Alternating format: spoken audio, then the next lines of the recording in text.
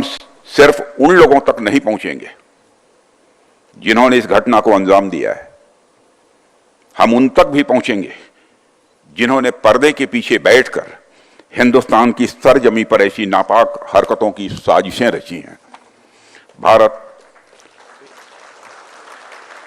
भारत एक इतनी पुरानी सभ्यता और इतना बड़ा देश है जिसको ऐसे किसी भी आतंकी गतिविधियों से किसी भी सूरत में डराया नहीं जा सकता।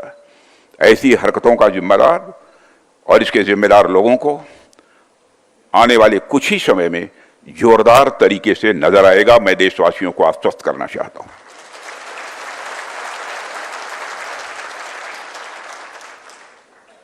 साथियों, आज आप लोगों ने जो आयोजन किया है उसमें सबसे पहले मैं marshal of the Indian force Arjan Singh ji की स्मृति को नमन करता हूं और उनको अपनी हार्दिक श्रद्धांजलि अर्पित करता हूं। मुझे यह जानकर अच्छा लगा कि आप सभी उनकी स्मृति में यह कार्यक्रम प्रतिवर्ष करते हैं। अपनी बात प्रारंभ करने से पहले मैं भारतीय वायुसेना को उनके अदम्य साहस और पराक्रम के लिए हार्दिक बधाई देता हूं। जिस प्रकार से वायुसेना भारत की सुरक्षा में तत्पर है, उसे देखकर हर भारतवासी अपने को गौरवान्वित महसूस करता है और निश्चिंत रहता है। हमें इस बात का संतोष रहता है कि आपकी छाया में हमारा पूरा देश सुरक्षित है। मेरी ईश्वर से प्रार्थना है कि आपका शौर्य इसी प्रकार आसमान की ऊंचाइयों को छूता रहे।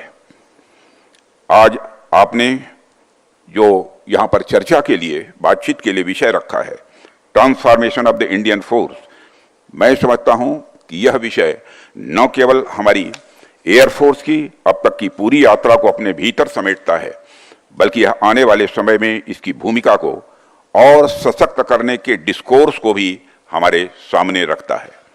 ऐसे कंटेम्प्रोरी और रेलेवेंट टॉपिक के सिलेक्शन के लिए भी मैं आप सबको बधाई देता हूं।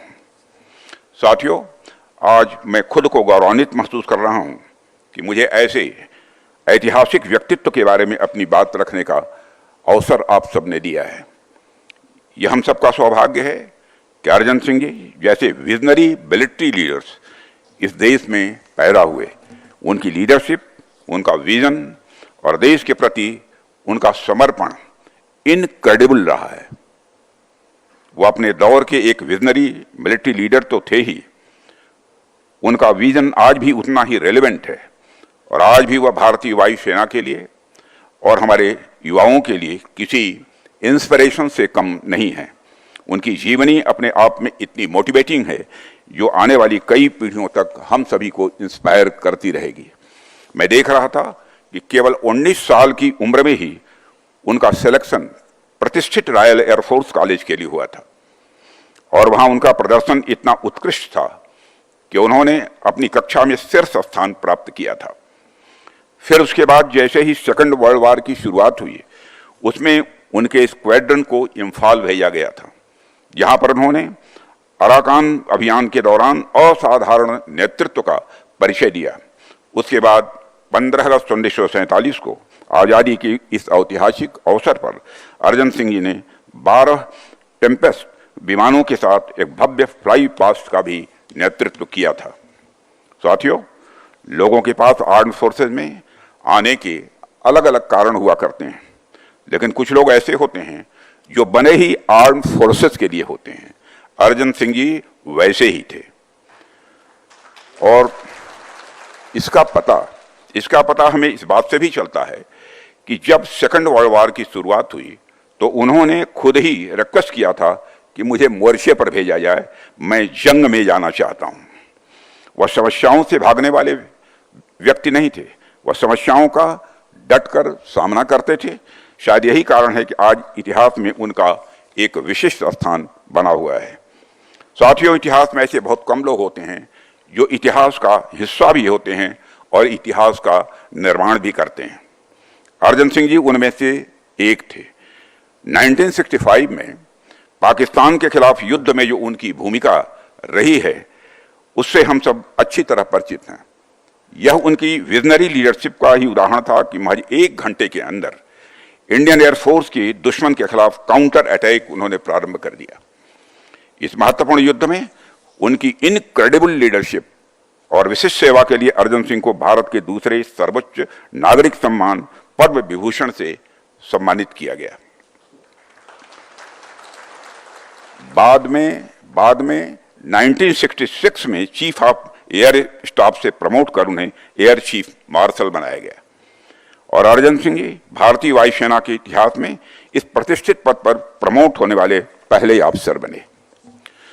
साथियों, वैसे तो उनके बारे में जितना कुछ कहा जाए मैं मानता हूं कि वह कम है। उनके बारे में कई आर्टिकल्स भी लिखे जा सकते हैं, कई किताबें भी लिखी जा सकती हैं, कई इंडिपेंडेंट लेक्चर्स भी किए जा सकते हैं, फिर भी कुछ बहुत सारी बातें छूट जाएंगी क्योंकि उनका जो व्यक्तित्व था और उनके काम का जो दायरा था वह इतना विस्तृत था कि उसे कुछ शब्दों में बात पाना यह लगभग असंभव है। आज भी भारतीय वायुसेना पर उनकी छाप हमें स्पष्ट रूप से देखने को मिलती है और यह बात भी एक हद तक सही है कि जब भी कोई संस्था सफलता की ओर अपने कदम बढ़ाती है तो उसमें उसके फाउंडिंग फादर्स के विजन का बहुत ही इंपॉर्टेंट रोल होता है। जो विजन, जो इथोस उन्होंने हमें दिया था वह आज इंडियन एयरफोर्स के प्रोफेशनलिज्म और परफॉर्मेंस में स्पष्ट रूप से दिखाई देता है। आज यदि हमारी सेना दुनिया की सशक्त वायु सेनाओं में से एक है तो इसके पीछे कहीं न कहीं उनके विजन का एक बहुत महत्वपूर्ण योगदान है। साथियों, जब भी मैं इंडियन फोर्स से जुड़े हुए किसी इवेंट में आता हूं तो स्वाभाविक रूप से मेरे जहन में वायुसेना का इतिहास चलने लगता है। इंडियन एयरफोर्स की यात्रा अपने आप में एक कहानी है। कहानी नहीं बल्कि मैं कहूंगा कि यह इपिक है, एक एस्पायरिंग इपिक, एक इंस्पिरेशनल इपिक और एक ट्रांसफॉर्मेशनल इपिक जो सिर्फ आसमान में उड़ान भरने की नहीं बल्कि राष्ट्र की सुरक्षा के सपनों को हकीकत में बदलने की यह एक गाथा है। साथियों, आप जानते हैं कि इंडिपेंडेंस के बाद किन परिस्थितियों में हमारी एयरफोर्स आगे बढ़ी है, कितने कम रिसोर्सेस के साथ हमने एक नई शुरुआत भी की है। न जाने कितनी कठिनाइयां हम सबको झेलनी पड़ी हैं, लेकिन उन तमाम समस्याओं को झेलने के बाद भी हमारी एयरफोर्स कहीं रुकी नहीं, कहीं थमी नहीं, बल्कि लगातार और सशक्त होती चली गई। इसमें नए नए मजबूत विंग्स जुड़ते गए। 1965 की जंग हो या 1975 की जंग हो, गोवा लिबरेशन ऑपरेशन या फिर 1999 की कारगिल वार हो, ऐसे अनेक मौके आए हैं जहां इंडियन फोर्स एक डिसाइसिव फैक्टर के रूप में उभरी है। आज स्थिति यह है कि हम दुनिया की सबसे ताकतवर फोर्सों में से एक हैं। आज हमारी एयरफोर्स बेहद मजबूती के साथ हमारे नेशनल सिक्योरिटी के लिए एक स्ट्रांग पिलर के रूप में काम कर रही है।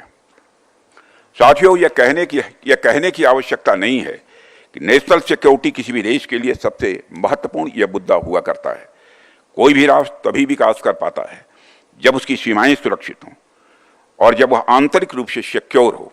और मुझे इस बात की प्रसन्नता है कि नेशनल सिक्योरिटी को इन्हांस करने की दिशा में मुझे भी कुछ न कुछ अपना योगदान करने का अवसर मिला है, पहले गृह मंत्री के रूप में और अब रक्षा मंत्री के रूप में। मेरा प्रयास रहा है कि भारत की सुरक्षा व्यवस्था को लगातार सुदृढ़ रखा जाए। यह विषय हमेशा मेरे मन के करीब रहा है। अपने इस प्रयास के दौरान मेरी अपनी एक समझ बनी कि नेशनल सिक्योरिटी को लेकर मेरा खुद का एक अलग विजन बना है और अपनी उस समझ और विजन के आधार पर मैंने बहुत सी बातें सीखी भी हैं यहाँ आकर 11 वर्षों के अंदर, और अब उन्हीं को आधार बनाकर मैं अपनी तरफ से कुछ बातें आपके सामने भी यहाँ रखना चाहूँगा। आज कंटेम्प्रेरी वर्ल्ड में हो रहे 2 प्रमुख चेंजेस पर मैं आपसे खास बातचीत करना चाहूँगा। और रक्षा मंत्री